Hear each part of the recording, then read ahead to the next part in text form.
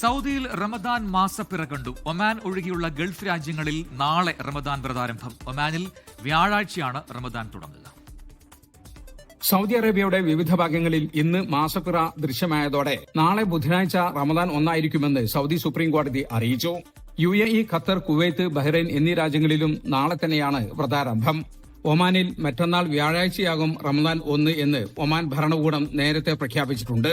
വിശുദ്ധ മാസത്തെ വരവേൽക്കാൻ മക്കയിലെയും മദീനയിലെയും പള്ളികൾ ഉൾപ്പെടെ എല്ലാ ആരാധനാലയങ്ങളിലും വിപുലമായ ക്രമീകരണങ്ങളാണ് ഏർപ്പെടുത്തിയിരിക്കുന്നത്. നഗരവീഥികളും കെട്ടിടങ്ങളും ഇതിനോടകം അലങ്കരിച്ചു. ഗൾഫിലെ വിപണികളിലും വലിയ തിരക്കാണ് അനുഭവപ്പെടുന്നത്. പ്രമുഖ ഹൈപ്പർ മാർക്കറ്റുകളും സൂപ്പർ മാർക്കറ്റുകളും ആകർഷകമായ റമദാൻ ഓഫറുകൾ പ്രഖ്യാപിച്ചതോടെ ഷോപ്പിംഗ് കേന്ദ്രങ്ങളിലേക്ക് ജനപ്രവാഹമാണ്.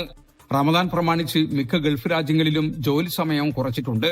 സൗദി അറേബ്യയിൽ സർക്കാർ സ്വകാര്യ മേഖലകളിൽ 6 മണിക്കൂറാണ് പ്രവൃത്തി സമയം. ഇതോടെ വിശ്വാസികൾക്ക് ആരാധനാ കർമ്മങ്ങൾക്കായി കൂടുതൽ സമയം കണ്ടെത്താനാകും. റമദാനിലെ പ്രത്യേക പ്രാർത്ഥനയായ തറാവിഹി നമസ്കാരത്തിന് ഇന്ന് രാത്രിയോടെ തുടക്കമാകും. ഇനിയുള്ള ഒരു മാസം പള്ളികൾ പ്രാർത്ഥനാ മന്ത്രങ്ങളാൽ മുഖരിതമാകും. നോമ്പുതുറയും അത്താഴവും റമദാന്റെ പ്രത്യേകതകളാണ്. ഹോട്ടലുകളിലും റെസ്റ്റോറന്റുകളിലും മൈതാനങ്ങളിലുമായി നടക്കുന്ന ഇഫ്താർ വിരുന്നുകൾ പ്രവാസികളുടെയും സുഹൃത്തുക്കളുടെയും സഹപ്രവർത്തകരുടെയുമെല്ലാം വലിയ സൌഹൃദ സംഗമങ്ങളായി മാറും. മതഭാഷാ ഭേദമന്യേ സാഹോദര്യത്തിന്റെ സന്ദേശം വിളിച്ചോതിയാണ് ഗൾഫ് ലോകം വീണ്ടും ഒരു റമദാനെ വരവേൽക്കുന്നത്. ജലീൽ കണമകലം, 24 ജിദ്ദ. ലോകത്തെവിടെയായാലും ഏത് സമയത്തും 24 വാർത്തകളും ഓഗ്മെന്റഡ് റിയാലിറ്റി പാക്കേജുകളും എക്സ്പ്ലെയിനറുകളും വിശദമായി കാണാൻ ഞങ്ങളുടെ യൂട്യൂബ് ചാനൽ നിങ്ങൾക്ക് സബ്സ്ക്രൈബ് ചെയ്യാം.